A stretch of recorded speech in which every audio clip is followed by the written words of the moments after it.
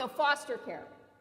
Now I'm going to spend a little bit of time talking about the three things I said are really important and sometimes really don't cost a lot of money and sometimes save you money. Foster care is essential. So we all know the reasons why foster care is essential, right? Go ahead, shout them out. Limited space. Anything else? Thank you. Limited staff and resources. Socialization's in there, don't worry, I'm getting there. Anyone else? No, everyone's shy this morning. Not enough coffee. Recover from medical conditions. Animal needs socialization. Thank you, yep. Underage animals need extra TLC. But really the number one reason you need foster care is because space. And I don't care if you're a rescue group or if you're a limited admission shelter or if you're an open admission shelter. Because if you're a rescue group and a limited admission shelter and you have more foster care so you can take more animals away from the open admission shelter, you will save more animals. So it really doesn't matter. You need more foster care. And the thing that I think people underestimate about foster care is these will be some of your biggest supporters and advocates in the community. They are unbelievable because they know, because those animals are in their house, and they can't imagine those animals being dead or any of them in the shelter not going into foster care and having to be euthanized because you don't have enough foster parents. The more, this sort of, what is it, field of dreams, is that what it, build it and they will come? That's what foster care is all about.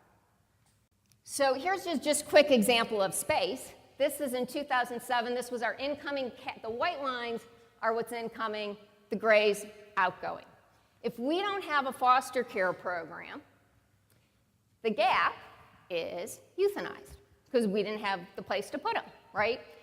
And that's after we expanded space and became very creative. There's still going to be a gap.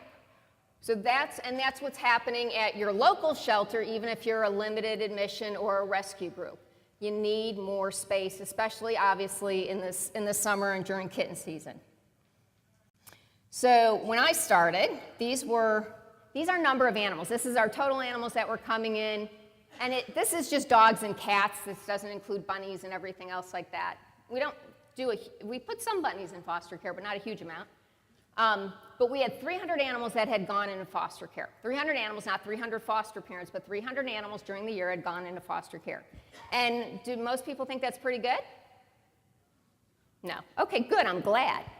And when I said, we also had a policy called our kitten policy. And what our kitten policy said at the time was we will kill all kittens under 5 weeks of age. Written policy. And it was actually well thought out because, of course, we had limited foster parents. And so if we just put the ones that needed 2 weeks in foster care in, we could save more kittens overall. And I said, well, why don't we get more foster parents? Oh, we can't. That's impossible. We can't do that. And I said, well, why don't we try? Well, you can try, but it won't work because. And then they also said that even if we did get them, they would bring them back and we wouldn't be able to adopt them out anyway, so we'd have to euthanize them anyway. So I'm like, well, we're clearly not going to euthanize animals that have been in a foster care, unless there's medical or something else.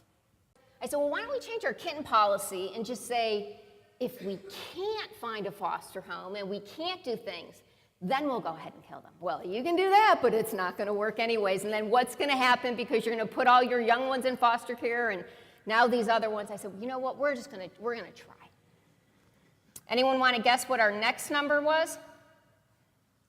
So we went from 300 animals into foster care. What do we think, 50% increase?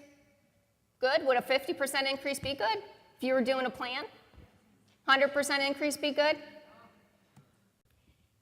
That was a lot, so of course we can't do any more, right? We've already tripled it. It would be impossible to do any more, right? And the differences between instances in animals in foster care. Animals in foster care, say I take a litter of kittens. If I take a litter of kittens into foster care and then they come back to the SPCA for something and then go to a new foster parent, that would be a new instance. So, maybe they came back and they still weren't ready. 2007, 2008. Our goal this year is actually to get that number, and some of that is because our intake actually went down, and that's from spay neuter and TNR and our adoption, our intake counseling services. But you know, our goal this year, now our staff is right on board. They're like, well, let's put 2,000 animals into foster care this year. I'm like, way to go.